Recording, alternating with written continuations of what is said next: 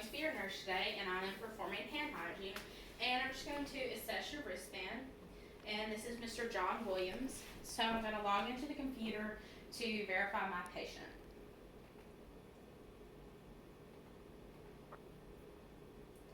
So I found Mr. John Williams.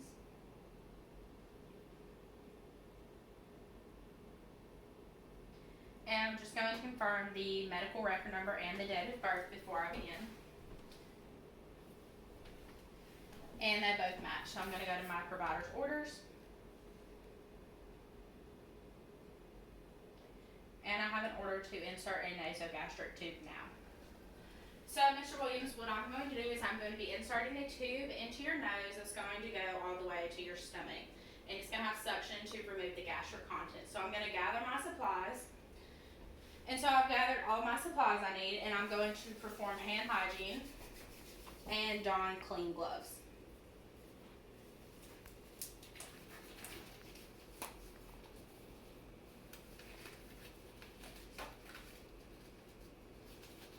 So once I've done this, I'm ready to begin. So I'm going to elevate the head of the bed to 90 degrees. And I've torn off a clean piece of tape and placed it up here. And then I've torn off my individual pieces of tape, and I've split one down the middle to hold the tube, wrap around the tube once it's inserted. One for the cheek, the nose, one to place on the tube to mark how far it needs to go, and just some extras just in case.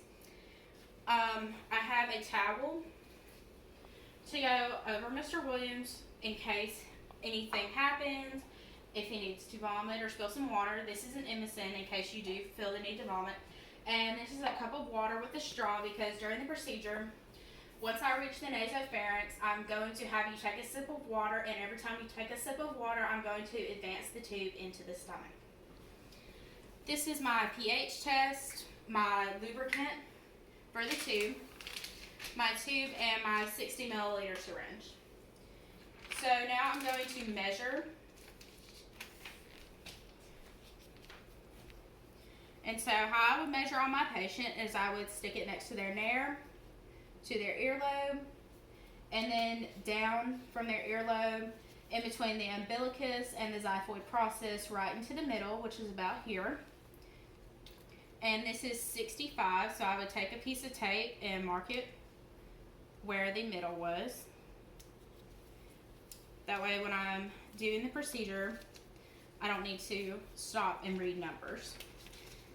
So, now that it's ready, I'm going to assess my patient's nairs. And I'm just going to look inside both of them and make sure there's no obstructions. And I would ask my patient if they've had any problems or recent surgeries on their face or nose.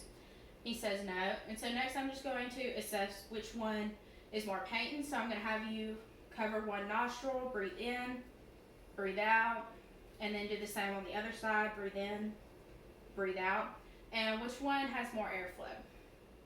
So he says the right, so that would be this side on my patient, the one closest to me. And so now I'm ready to begin. So I'm going to remove my tube. I'm going to dip it into the lubricant. And I'm going to have you sit straight up with your head straight. And I'm going to begin inserting it downward towards the other eye. And once I've reached resistance, I'm ready for you to take a sip of water. And so I'm going to tell you to sip, and every time you sip, I'm going to advance the tube. So sip, sip, sip, sip, sip.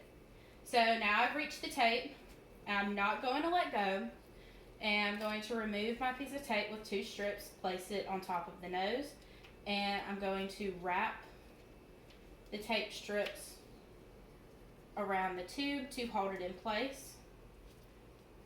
And once I've done this, now I can let go from holding it, and I'm going to assess the gastric contents.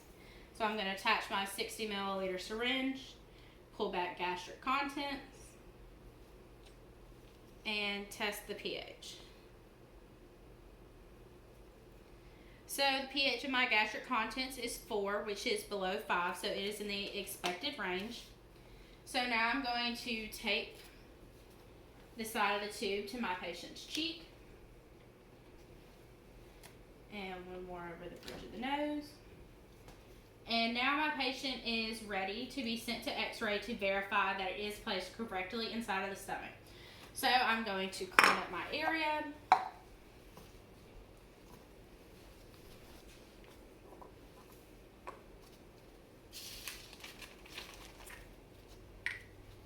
Remove my gloves. And perform hand hygiene. So my patient is back from x-ray now, and it is confirmed to be in the correct place. So now that this is in the correct place, I'm going to connect this to the suctioning machine on the wall, and it's be placed on low suction. So now that I've set that up and it's on low suctioning, my patient is now able to get back into a comfortable position. So you can lay down, but you have to remain with at least 30 degrees of elevation. He's chosen to remain sitting up for now. So once I've done this, I'm going to put the bed back in the lowest position, the call out within reach, the side rails back up, and I'm going to perform hand hygiene and come back to the computer. I'm going to verify that I've completed it, that the x-ray confirmed that it was in place, and that I did place it on low wall suctioning.